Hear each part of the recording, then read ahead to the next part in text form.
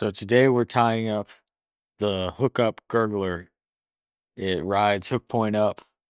It's perfect for redfish, pops on the surface. You can pop it right over the seagrass. Gonna show you how to tie that up today. Go ahead and lock your hook in the vise and lay down a thread base. So we're gonna take some lucent wrap, and I go 3 bars down on the barred version of this and wrap it right at the base of the hook there. Now you'll have to snip off the weaving at the top so you can fold the extra fibers over. But you're just going to fold that back and capture it. Try to keep them on top of the hook here as best you can. And that gives it just a little bit of taper. Snip a small clump of that off. And I'll pull some of the underfur out and realign it with the tips.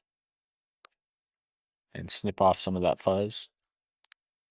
And when you tie this in, it gives the illusion of the little shrimp legs at the front.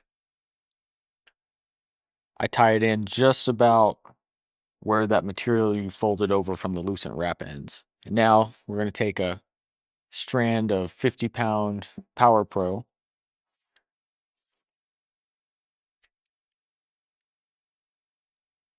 Go ahead and tie that in right on top of the fox fur. Now we'll rotate the vise up and over. And we're going to take a strand of antenna material.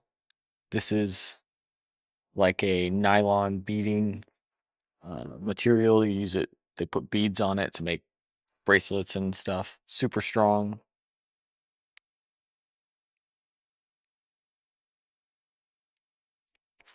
So you tie that in, sticking off the back, one antenna on either side of the hook point here.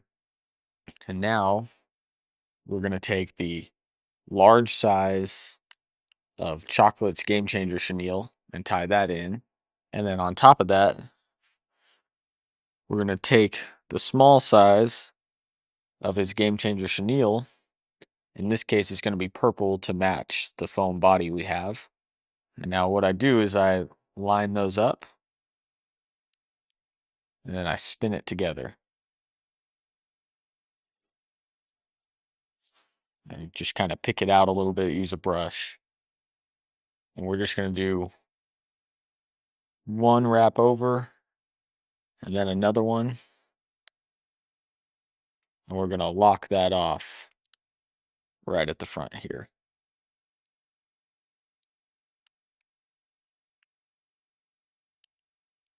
Now we're going to take the 5mm foam body and you kind of line up to where the hook eye is right before this little tail fin, so that when you tie it in, you gotta line it up to where when you finish it, this there's enough space for this to fold up and not obscure the hook eye. So you stab the hook point through just a few millimeters behind those eyes and put it back in the vise.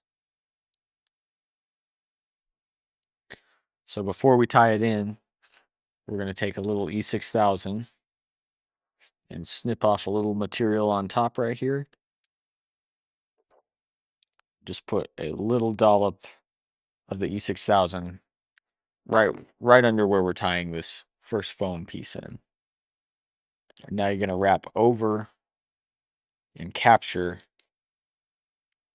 right where the color fades from black to, in this case, purple on the foam body. So you can see right where it's captured. And now again, you're going to spin up this material. The longer black chenille is going to look like the legs as you wrap it.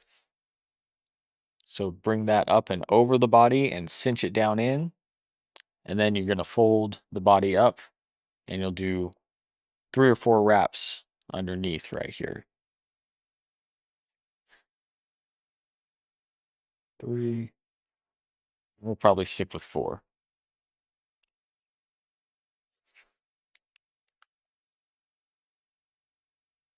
And you're going to capture that material right back there.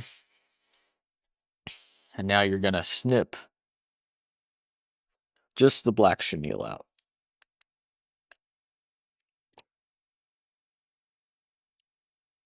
And that'll help you keep the taper, because now we're only going to wrap the small purple going forward.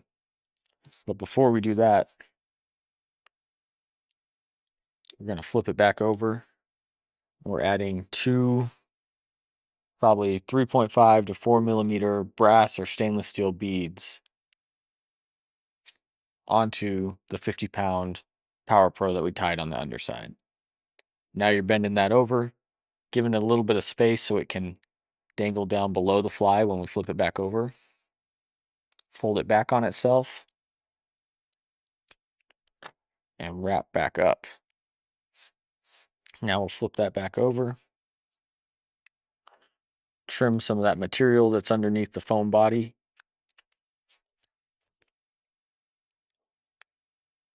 And add a little E6000 under there. Now you can capture that.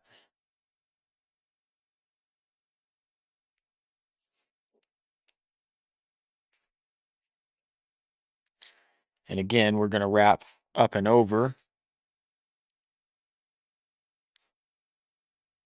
into that space. 1 or 2 wraps, depending on how thick your chenille is.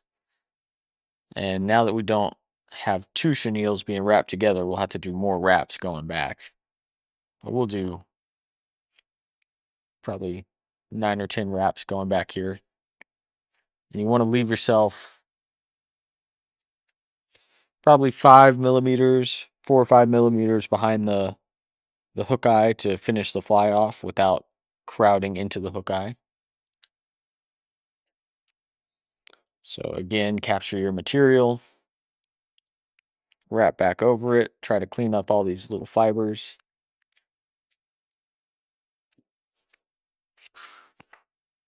Snip it flush up under the foam.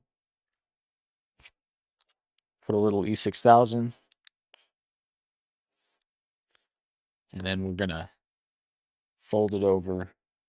And right here is where we're going to cinch down on that tail. And as I'm using my thread to put tension, I'm pulling that foam up and trying to prop it up a little bit, because that tail is what gives it the pop. And then wrap over the foam. And then you're going to do 1 wrap in front of that tail to help prop it up as well. And then capture all that. Snip off the chenille and try to pull some of those fibers away from the hook eye.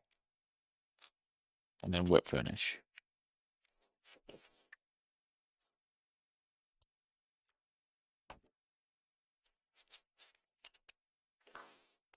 So now that we've done that, we're going to trim all this chenille that's on the back and trim it as flush as we can with the foam on the sides, just where it overlaps the foam itself, and on top.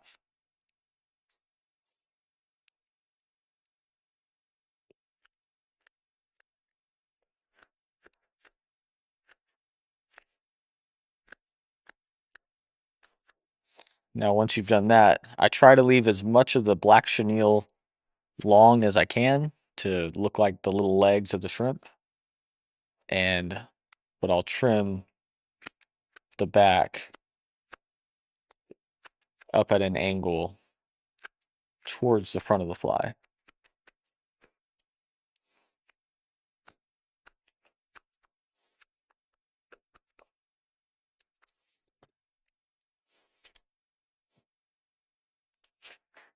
Now we can take some Sharpies, and I like to color all the chenille that's on the back of the shrimp black to give it those bars that look really good on shrimp flies. So you just follow the contours that you did when you tied that material into the grooves.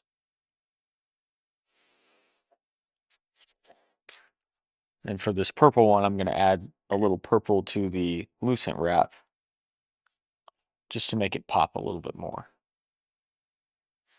And for the final step, and one of my favorite parts of this fly, we're going to take a needle and we're going to thread that underneath the fly and up out the nose of the shrimp. And we're going to pull these antennae through the foam and out the nose so it looks like a real shrimp where they would have their antenna sticking out. So I stick this needle in. If the hole on your needle is too small, you can tie some light tippet onto the back of it and use that to pull the antenna through. But then you slide that needle right out the nose of that shrimp fly.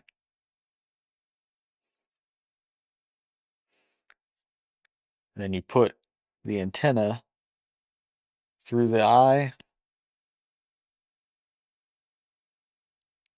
and pull it all the way through.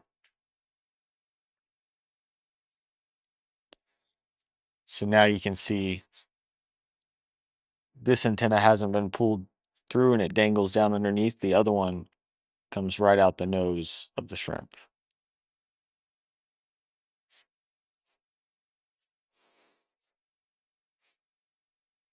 Do the same thing on the other side.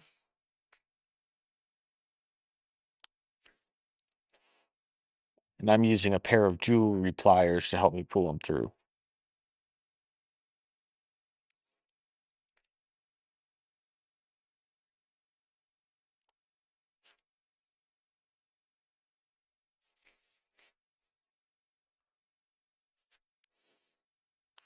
So now we have the Hookup Gurgler.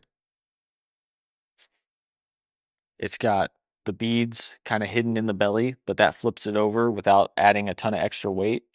Flotation is all on top.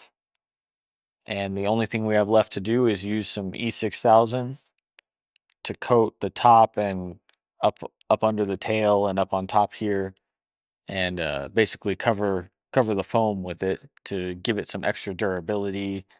I add some E6000 on the back, up around the eyes and around the hook point, and just a little bit on the face of the tail. Then you can kind of pinch the material underneath and use a toothpick to spread that E6000 and try to just cover up most of the foam. And it doesn't have to be super perfect and thin, because it'll kind of look like the carapace of a shrimp. It gives it that shiny shell look and adds a lot of durability and helps prop that tail up when it's popping. So basically I'll coat that. I like to put a good amount right in the crease here where the tail is to give it some strength and durability.